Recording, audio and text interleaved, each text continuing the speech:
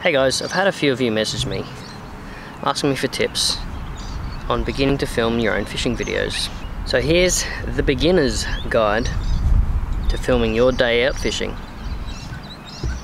Now I can run through all the gear I have, such as my GoPro, my drone, my DSLR, and other hardware and add-ons that I have. But I wanted more to touch base on what to get just to start off with, your basics, your beginner to intermediate level.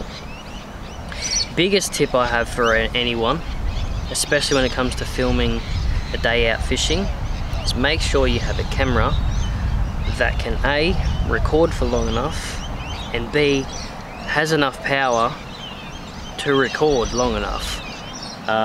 It's really difficult to get that action shot or that strike on film unless you just leave the camera rolling all day. If you leave the camera rolling all day, then when it comes to editing, you can cut out the bits that are boring or uninteresting or not necessary. So yeah, I use the GoPro Hero 5 Black, and I've got 3 or 4 batteries, so I can run that all day. And I've got a big SD card in there, so I don't need to go swapping SD cards, but I can run all day. And when it comes to editing, I can then cut out all the unnecessary pieces. That's probably the biggest tip. Doesn't have to be GoPro, Sony do them as well, Garmin, there's plenty of brands out there. Just make sure you get a camera that can film all day to make sure you get the action that you want to chuck up on your video. Another thing is you got to get used to seeing your own face and hearing your own voice. Obviously, with editing your videos, you're going to hear yourself over and over and over and over again. You get used to it.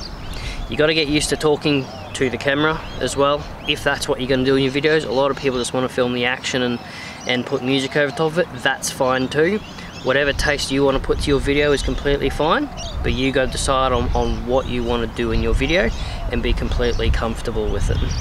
Number 3 seems a little bit silly, but if you're gonna fish a filming video, you gotta get out and fish.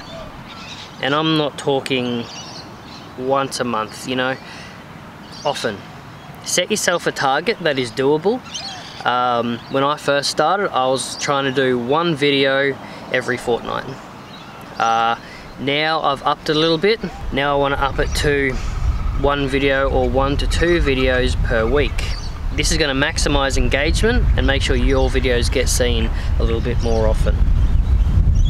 Now once you've got your video camera to film, you're going to need some sort of editing software. There's a few free ones out there that are fantastic to start off with. You've got OpenShot, which is available on Windows or Mac. You've got VideoPad, which is available on Windows or Mac again. FreeMake, which is available on Windows, or then iMovie is a popular one available on a Mac. If you want to upgrade or actually purchase some good editing software, your top ones, you're looking at Adobe Premiere Elements or Adobe Premiere Pro. Pro having more features than the basic Elements version. I started off in Elements, very easy to learn. Or if you're on Mac, you can get the Final Cut Pro. Both of these are very good video editing programs. You don't have to buy one first up. You can get started and just learn with one of the free ones. That's completely fine. But yeah, once you've got your editing software and your camera, you can look at upgrading to get things like drones for aerial shots, secondary cameras to have on hand for different angle shots, or if you want to capture a moment from a different angle. And then obviously every camera brand has many different extensions or add-ons or gimmicks for the camera. Like you can get a half dome for your GoPros, so you can get those cool underwater release shots, but you don't need to start off with all that stuff. Get your camera so you can film all day. That's the number 1 tip. Make sure you can film all day, then get yourself an editing program and you're ready to go. Last thing to do is the biggest one I can recommend for your, if you choose to go GoPro, which is what I've done, is actually your chesty mount. With your chesty mount, good thing with it, it straps nice and high on your chest. A lot of people wear the one that goes on their helmet or their hat. Problem is, if you're fishing for a long day, you're not always looking straight ahead where the action is. Sometimes you look left, sometimes you look right, sometimes you're talking to your mate. Good thing with the chesty mount, as long as you're fishing in front of you, your camera is always looking at the action, and then your chest actually acts as a stabilizer, so you're going to get more stable footage rather than rocky around footage looking all over the place. So good stable footage, good quality, recording all day, then you're getting record. And then obviously once you've got your GoPro or your Sony, just whatever camera you want set up, press that record button.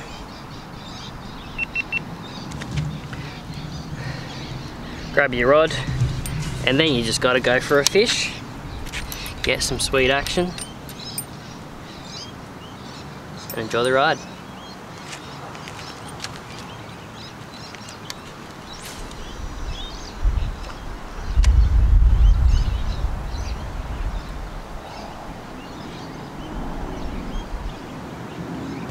Now once you've done that, it's time to take your footage home, sit at the computer and do some editing.